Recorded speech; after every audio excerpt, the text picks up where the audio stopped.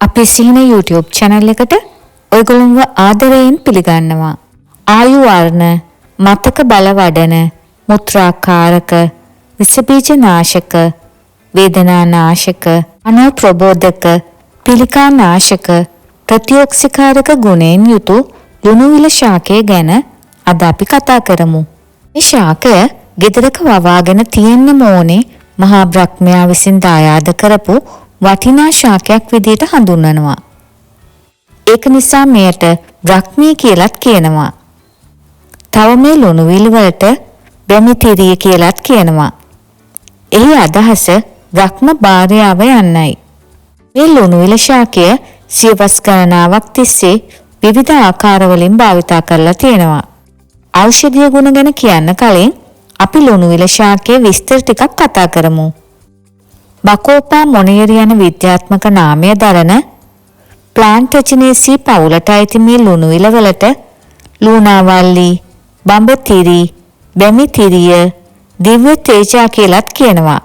ඉංග්‍රීසියෙන් thyme leaved gratiola, herb of grace, water hyssop යනුවෙන්ද, දෙමළෙන් නීර් බ්‍රහ්මී නමින්ද, හින්දියෙන් බ්‍රහ්මී නමින්ද, සංස්කෘතියෙන් බ්‍රහ්මී, ජල බ්‍රහ්මී, සරස්වතී යන නම් වලින්ද හඳුන්වනවා.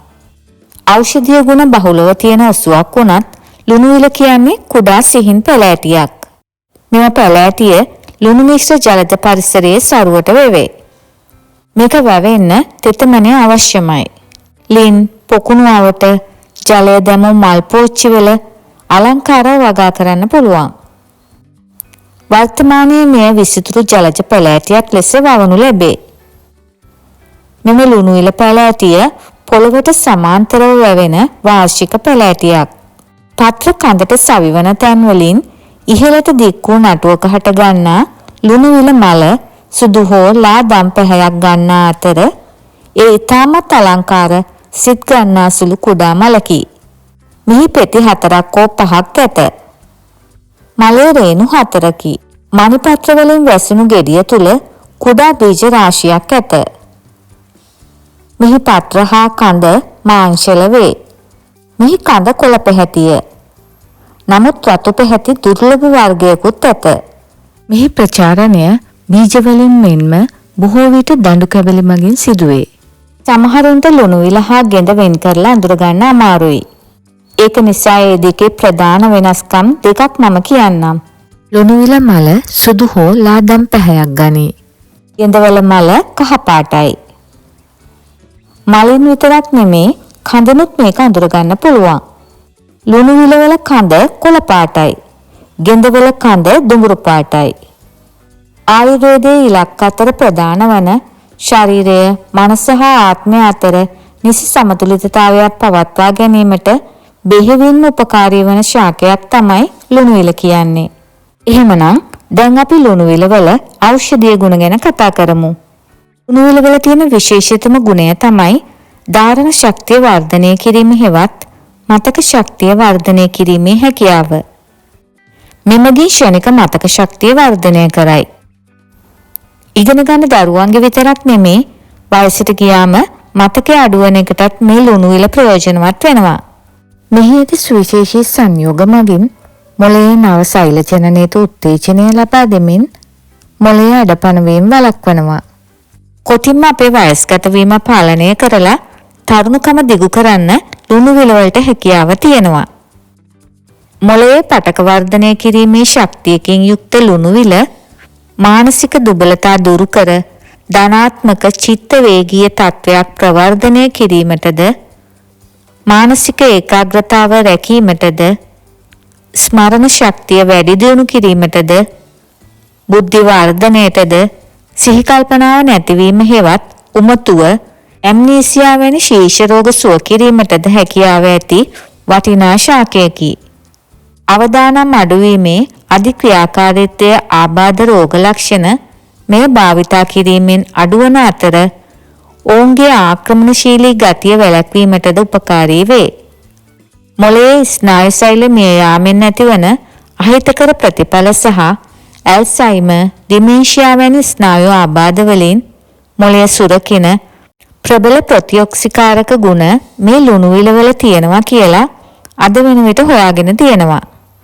ඒ විතරක් නෙමේ.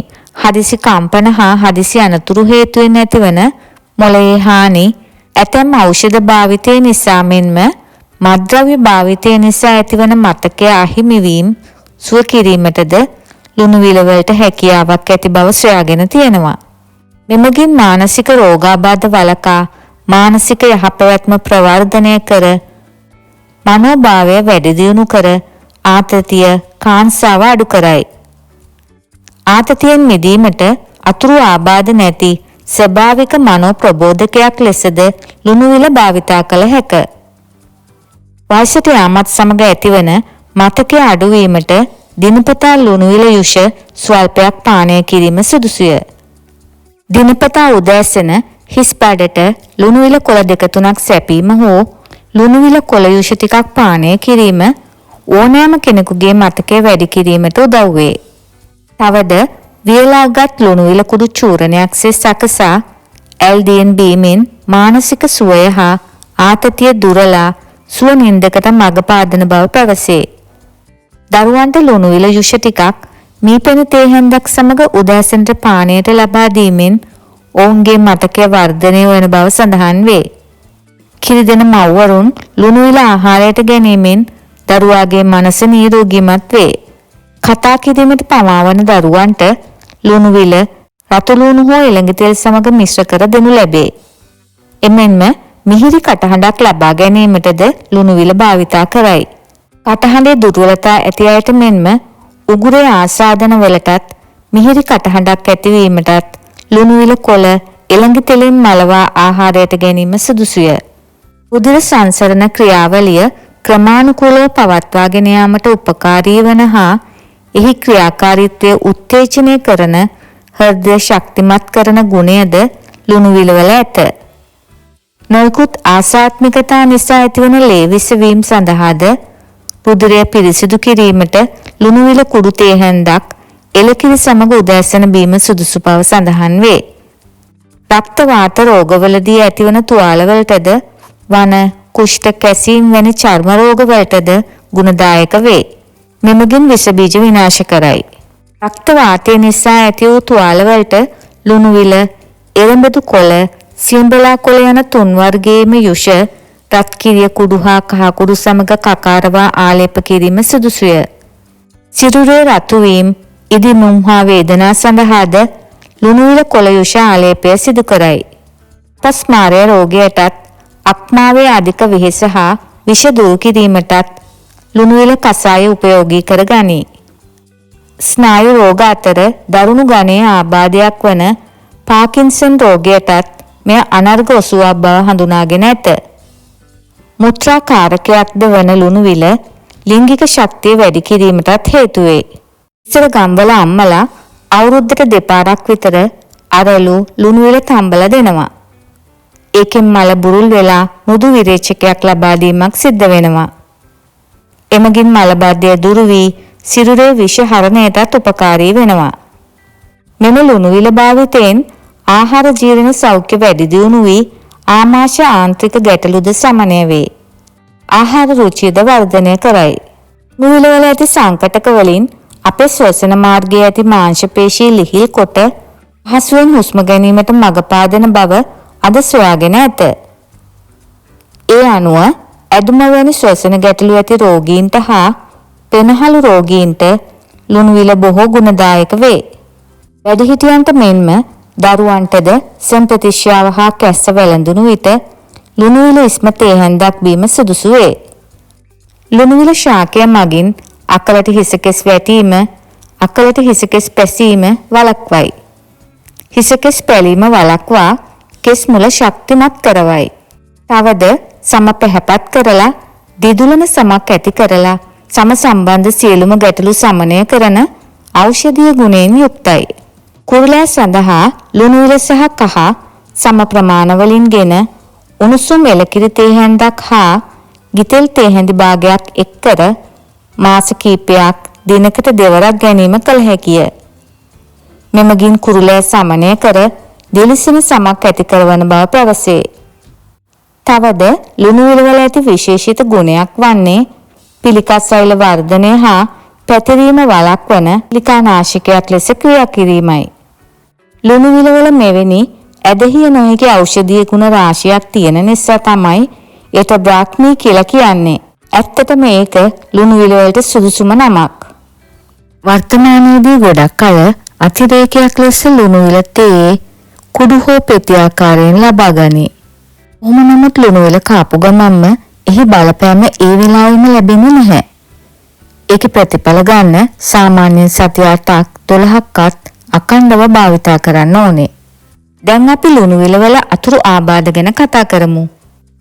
ලුණු විල ස්වල්ප වශයෙන් ආහාරයට එක් කර ගැනීමෙන් කිසිදු බරපතල අතුරු ආබාධයක් වාර්තා වී නැති බව සැලකේ. එනමුත් සමහරුන්ට මෙය ආහාරයට ගැනීමෙන් වමනය, ඔක්කාරය මෙන්ම බඩේ කැක්කුමද බඩ බුරුලට යාමද සිද්ධ වේ. බොහෝ විට ලුණු විල ආහාරයට ගන්නා මුල්ම දිනවල මෙලෙස බඩ බුරුල් කිරීම සිද්ධ වුණත් එය ආහාරයටගෙන පුරුදු විට එම ගතිය පහව යයි. ග්ලූකෝමා, ඇල්සයිමර් වැනි රෝග සඳහා භාවිතා කරන කොලිනර්ජික් ඖෂධ ලුණු විල සමග අන්තර් ක්‍රියා කරන බව සඳහන් වේ. ඉහත රෝගවලට දෙන එම ඖෂධ මගින් ශරීරයේ ඇසිටිල් කෝලින් මට්ටම වැඩි කරන අතර ලුණු විල මගින්ද ශරීරයේ ඇසිටිල් කෝලින් මට්ටම වැඩි වේ. එම නිසා අතුරු ආබාධ ඇතිවීමේ සම්භාවිතාවයක් ඇතිවේ. තයිරොයිඩ් හෝමෝනය ලුණු විල සමග අන්තර් ක්‍රියා කරයි. අපේ ශරීරය ස්වභාවිකම තයිරොයිඩ් හෝමෝන නිපදවයි. ලුණු විල මගින් එම තයිරොයිඩ් හෝමෝන නිපදවන ප්‍රමාණය වැඩි කළ හැකිය. එම නිසා තයිරොයිඩ් හෝමෝනය සමග ලුණු විල ගැනීමෙන් ශරීරයේ අධික තයිරොයිඩ් හෝමෝන ඇතිවිය හැකි අතර එහි අතුරු ආබාධද ඇතිවිය හැක. මේ හුදෙක් තයිරොයිඩ් හෝමෝනය එළියෙන් ලබා ගන්නා අයට පමණක් වළංගු වන අතර ඔවුන්ගෙනුත් කලාතුරකින් කෙනෙක්ට පමණක් මේ තත්ත්වය ඇතිවේ. අක්මාව මගින් පරිවෘත්තීය වන ඖෂධ සමගත් මෙය අන්තර් ක්‍රියා කරන බව සඳහන් වේ. ගර්භණී සමයේදී ලුණු විල භාවිතා කිරීම ආරක්ෂිතද යන දැන ගැනීමට ප්‍රමාණවත් තොරතුරු නැති අතර එය භාවිතයෙන් වැළකීම නුවණට හුරුය. ලුණු විල සාමාන්‍ය නිරෝගී පුද්ගලයෙකුට ගත හැකි මාත්‍රාව දිනකට මිලිග්‍රෑම් 300ත් මිලිග්‍රෑම් 400ක් දක්වා පදාසයක පවතී. කොහොම නමුත් ඔබ විශේෂයෙන්ම ඔබ ගර්භණී නම්, කිරිදෙන මවක් නම්, වෙනත් ඖෂධ ලබා ගන්නා කෙනෙක් නම් ලුණු විල අත්බෙහෙතක් ලෙස භාවිතා කිරීමට පෙර ඔබේ වෛද්‍යවරයාගෙන් විමසන්න. එය ඔබේ සෞඛ්‍යයට යහපතක් ගෙන දේවි. ලුණු විල විවිධ ආකාරයට අපිට ආහාරයට ගන්න පුළුවන්. ලුණු විල තනිකරම ව්‍යංජනයක් ලෙසත්, අල හෝ පරිප්පු දමා ව්‍යංජනයක් ලෙසත්, සම්බෝලයක්, මැල්ලුමක් ලෙසත්, පානයක් ලෙසත්, කැඳක් ලෙසත්, සුප් එකට එකතු කරලත් ආහාරයට ගන්න පුළුවන්. ලුණු විල කොළ පවනේ වියලා කුඩු කර ගැනීමෙන් තේමෙන් පානයක් සකසා ගන්නත් පුළුවන්. ලුණු විල වල රසය තරමක් තිත්ත රසයක් ගන්නා නමුත් එය පිළියෙල කිරීමේදී කොළය පොඩි නොවන ලෙස භාවිතා කිරීමෙන් කිසිදු තිත්තක් නොමැතිව පිළියෙල කරගත හැකිය. අපේ සීන channel එකේ මම ලුණු විල සම්බෝලයක්, ලුණු විල ව්‍යංජනයක් තිත්ත නැතුව හදන විදිය සඳහන් කරලා තියෙනවා. ඔයගොල්ලෝ මේ වීඩියෝ එක බලලා දැනුවත් වෙලා ඒ විදියට තිත්ත නැතුව පිළියෙල කරගන්න. මම මේ වීඩියෝ එකේ link එක description box එකේ දාලා තියන්නම්. ලුණු විල සම්බෝලයක් හදන විදිය මම කෙටියෙන්ම ඔයගොල්ලන්ට කියන්නම්. ලුණු විල හොඳට හොදලා කොළ ටික තැලෙන්නේ නැති වෙන්න කපා ගන්න. කොළ තැලුනොත් තමයි තිත්ත රසය එන්නේ. ඒක නිසා හොඳ කැපෙන පිහියක් පාවිච්චි කරන්න. එහෙම නැත්නම් අතින් පරිස්සමට කඩා ගන්න.